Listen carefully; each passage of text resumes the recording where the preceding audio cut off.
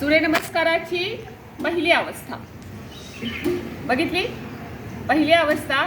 दुसरी, आपण या अवस्थेमध्ये संथ श्वसन करतोय, आपली नजर समोर ठेवतोय. संथ श्वसन, नजर समोर. सूर्यनमस्काराची दुसरी अवस्था, श्वास घेत आपण मागच्या बाजूला म्हणजे ऊर्ध्व नमस्कार आपण करतो आहोत.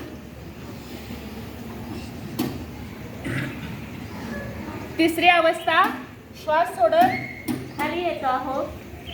चौथी अवस्था, अश्वसंचालन, श्वास घेत अश्वसंचालन.